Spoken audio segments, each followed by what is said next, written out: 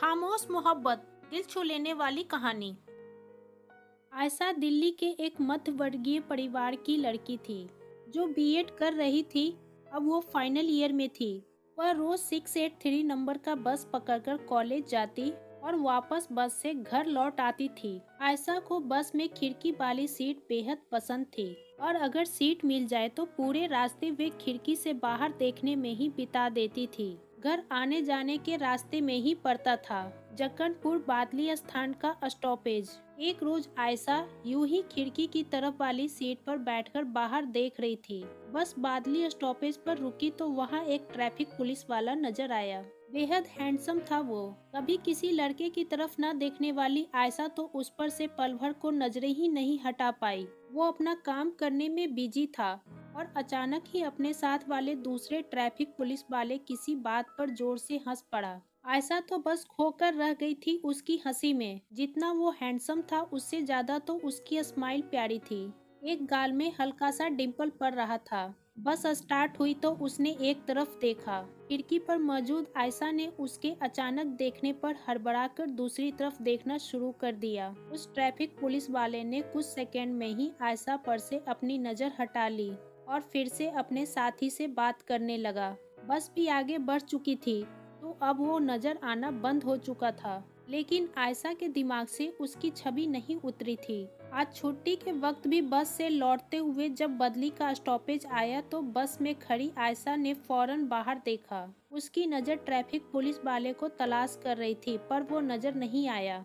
आते हुए अक्सर ही उसे सीट नहीं मिला करती थी। बस आगे बढ़ गई तो आयशा ने बुझे मन से एक बार फिर बाहर देखा तो वह रोड के दूसरी तरफ से आता दिखाई पड़ा। आयशा को वो जब तक नजर आया तब तक वह पीछे मुड़कर उसे देखती रही। अब तो ये रोज का नियम बन गया था। आयशा को वो छुट्टी के वक्त नजर आए या ना आए, लेकिन सुबह जब वो खिड़की के तरफ वाली सीट पर होती तो वो ट्रैफिक पुलिस वाला उसे बादली स्टॉपेज पर नजर आ ही जाया करता था। धीरे धीरे आयशा के मन में उसके लिए चाहत जन्म ले चुकी थी, पर वो ये नहीं जान पाई कि ट्रैफिक पुलिस वाले ने उसे नोटिस किया भी है या नहीं।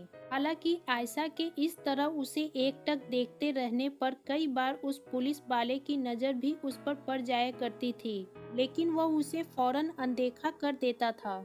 जबकि आयशा भी कोई कम खूबसूरत नहीं थी। दूध जैसी गोरी थी वो। धूप में तो उसका रूप और भी चमक उठता था। आज आयशा का प्रैक्टिकल एग्जाम था, लेकिन आधी दूर पहुंचने के बाद ट्रैफिक जाम इतना लंबा था कि 1 घंटे बाद भी गाड़ी टस से मस नहीं हुई थी। मात्र 15 मिनट का रास्ता तय किया था बस ने। उस बीते 1 घंटे में अक्सर ही वजीराबाद के पुल के आगे ऐसा जाम लग जाया करता था और कभी कभी उससे आगे भी गाड़ी 2-2 3-3 घंटे टस से मस नहीं हुआ करती थी। लेकिन प्रैक्टिकल की वजह से आज आयशा को कॉलेज जाने की जल्दी थी। आयशा के साथ उस रूट से जाने वाली 2-3 और लड़कियां रहा करती थी। वह सब आपस में विचार करके नीचे उतर गई और ये सोचते हुए पैदल ही आगे बढ़ गई कि जाम खत्म होने पर आगे से कोई ऑटो या रिक्शा करके कॉलेज चली जाएगी। बादली स्टॉपेज पर आयशा ने जब लड़कियों से नजर बचाकर इधर उधर निगाहें दौड़ाई, लेकिन जिसे उसकी नजर तलाश कर रही थी वो नजर नहीं आया, जबकि उसका साथी वही था। आयशा ने फिर आगे जाकर मुड़कर उस तरफ देखा जहां वो अक्सर दिखाई देता था। उस ट्रैफिक पुलिस वाले का साथी आयशा को ही देख रहा था और अब किसी को फोन मिला रहा था। आयशा ने जब मोड़ मुड़ने से पहले एक बार फिर मुड़कर देखा तो वो अब अपने साथी के पास नजर आया और दोनों ही आपस में बात करते हुए हंस रहे थे। आयशा के दिमाग में एक बार ख्याल आया कि क्या जानबूझकर वो इतनी देर से छिपा हुआ था, और जब मैं इतनी आगे बढ़ गई कि वो नजर न आ सके तब वो आकर अपने साथी के पास बैठ गया। आयशा ने फिर सामने देखते हुए सोचा, नहीं ऐसा नहीं होगा। इतना लंबा जाम है, वो पक्का जाम हटवाने के काम में लगा होगा कहीं। आयशा को आज भी लौटते हुए सीट नहीं मिली थी और वो खड़ी थी। बादली स्टॉपेज पर उसने बाहर देखा तो वो पुलिस वाला गाड़ी में ही देख रहा था। आयशा उसे नजर नहीं आई थी, लेकिन आयशा उसको देख पा रही थी। उसे इस तरह बस की तरफ देखते देखकर आयशा सोचने लगी, क्या वो मुझे ढूंढ रहा है? पर ऐसा कैसे हो सकता है? दिन भर में कितनी ही बसें गुजरती है, मुझे ही क्यों तलाशेगा? अगले दिन वो सुबह नजर नहीं आया और आयशा का मन उदास हो गया। उसके अगले दिन भी यही हुआ। जाने वो 2 दिन से कहाँ था कि नजर नहीं आ रहा था। ऐसा क्यों होता है कि जब तक कोई पसंद नहीं होता तब तक वो रोज आते जाते नजर आता है, लेकिन जब उसकी आदत पड़ जाती है, वो पसंद आने लगता है, तो फिर वो नजर आना बंद हो जाता है। अब वो आयशा को कभी नजर नहीं आता था। कई कई दिन बीत जाते तब वो कभी एक बार नजर आता। आयशा का आज लास्ट प्रैक्टिकल एग्जाम था, लेकिन आज फिर जाम की वजह से वो नीचे उतर गई थी और पैदल आगे बढ़ गई थी। बादली पर आदत अनुसार उसकी नजर उठ गई और किसी की तलाश करने लगी। वो पीछे मुड़कर देखते हुए आगे बढ़ रही थी और वो एक चौराहा था। एक तरफ से आ रही टेम्पू से वो टकरा ही जाती, तभी किसी ने उसका हाथ पकड़कर एक तरफ को खींच लिया और साथ ही साथ एक गंभीर सी आवाज कानों में पड़ी, ध्यान कहाँ है। आयशा ने अब फटाफट डर से चढ़ी हुई अपनी सांसों को रोकते हुए सामने देखा।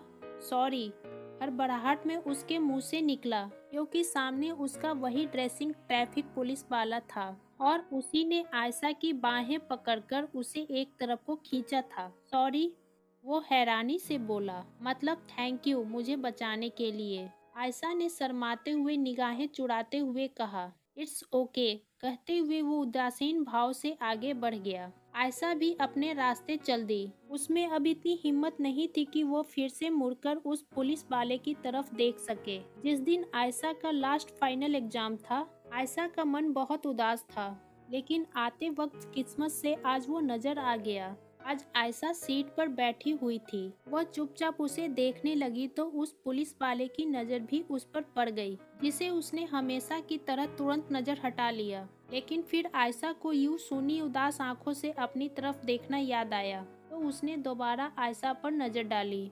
आयशा अब भी उसे देख रही थी, क्योंकि आज के बाद वो कभी नजर नहीं आने वाली थी।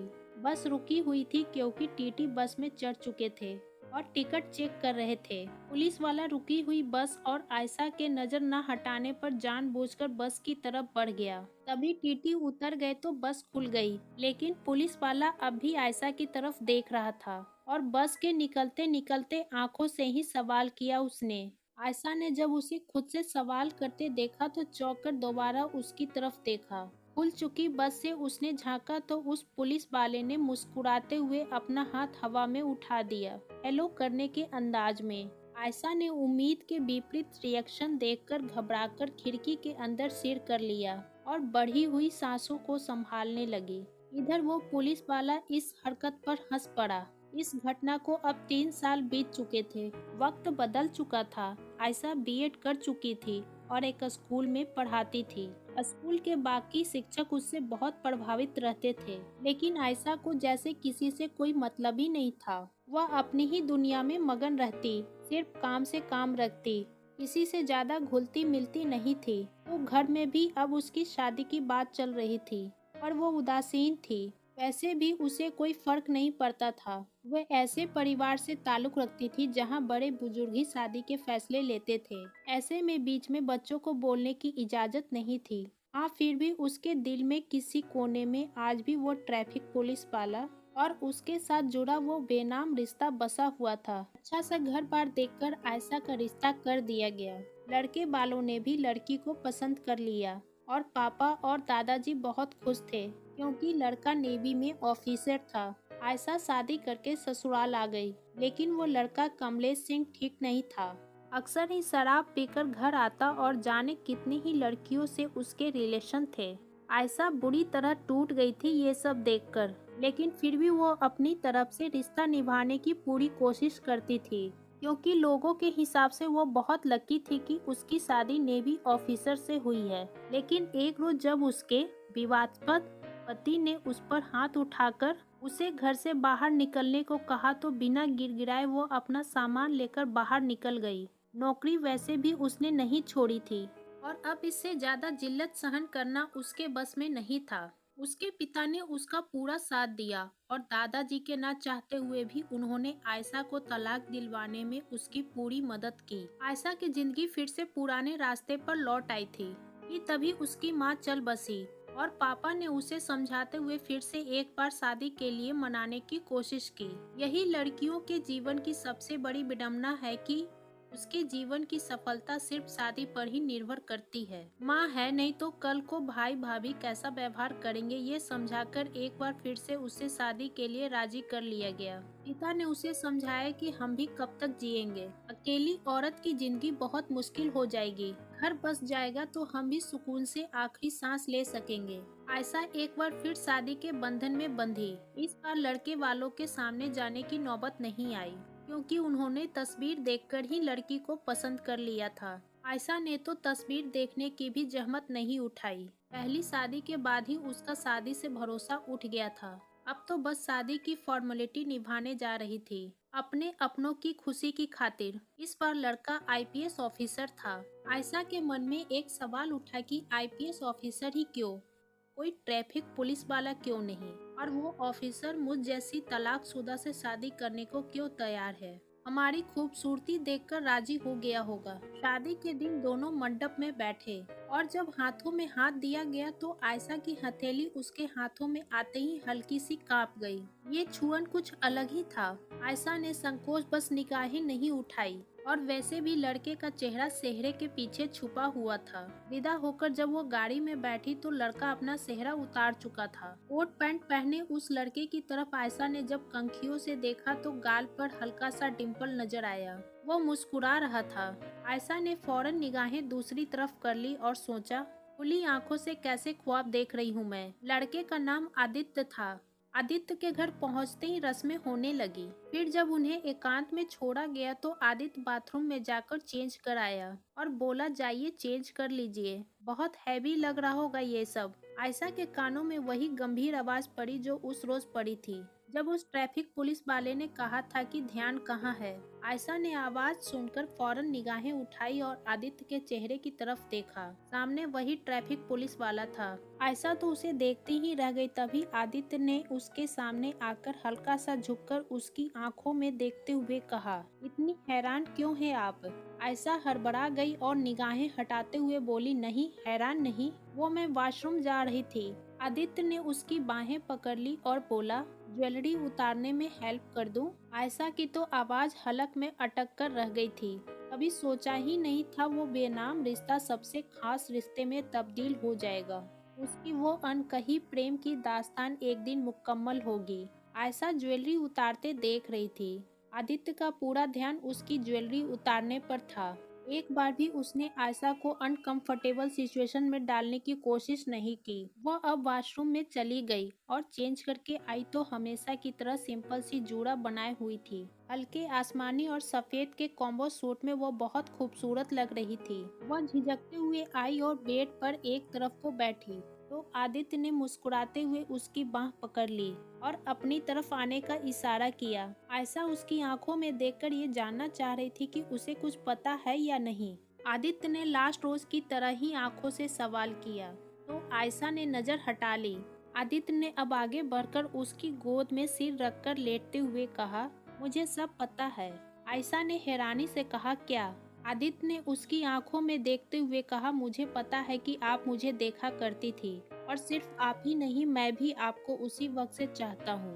देखता मैं भी था, लेकिन तब जब आप मेरी तरफ नहीं देख रही होती थी। कई बार मैं इसलिए भी गायब हुआ करता था ताकि आपको आराम से छिपकर देख सकूं। लास्ट में पता ही नहीं चला कि आपने कब बस से आना जाना बंद कर दिया। मैं भी उलझ गया था आईएएस की तैयारियों में। कभी वक्त ही नहीं मिल पाया कि आपकी तलाश करूं। बस मैं आपके नजर आने से ज्यादा कुछ जानता भी तो नहीं था मैं आपके बारे में। फिर जब एग्जाम पास कर लिया तब आपकी डिटेल्स देखकर आपका स्केच तैयार करवाया अपने एक साथी से। फिर आपके बारे में पता लगा तो शादी का प्रस्ताव भेजा और अब फाइनली हम एक दूसरे के सामने हैं। आयशा ने अपनी आंखें बंद कर ली और बोली, आप जानते हैं कि मैं तलाकशुदा हूँ। आदित्य ने बैठते हुए उसकी बंद गीली पलकों पर अपने ओठ रखते हुए कहा, कोई फर्क नहीं पड़ता, मैं आपसे प्यार करता हूँ और प्यार में शर्त कैसी। आप अगर सिर्फ तलाकशुदा ना होकर बच्चों वाली तलाकशुदा होती तो भी मैं आपसे शादी करता। आयशा उसके सीने से लग गई तो आदित्य ने उसे अपने आंखों में भरते हुए कहा, अब ये आदित्य आपकी जिंदगी में आ गया है तो कोई अंधेरा आपकी जिंदगी में नहीं आएगा, सिर्फ खुशियों के उजाले आएंगे। और आपकी जानकारी के लिए बता दूं कि कमलेश सिंह अब जेल में है। आपसे शादी से पहले मैंने उसके केस को निपटाया था ताकि आप निश्चिंत होकर जी सके। आयशा की बाहें आदित्य पर कस गई तो आदित्य भी उसे अपनी आगोश में छिपाते हुए मुस्कुरा उठा और उसके माथे को चूम लिया। वो बेनाम रिश्ता आज एक अरेंज लव मैरिज में तब्दील हो चुका था। दोस्तों, क्या कहना है आपको इस कहानी के बारे में? कमेंट करके ज़रूर बताएं। वीडियो को लाइक करें और इसी तरह की रोचक कहानी लगातार देखने और सुनने के लिए हमारे चैनल को सब्सक्राइब करके घंटी को दबा के ऑल पर सेट कर लीजिए ताकि आने वाले वीडियो का नोटिफिकेशन आपके पास तुरंत पहुंचे। मिलती हूँ आपसे अगली वीडियो में, तब तक के लिए धन्यवाद।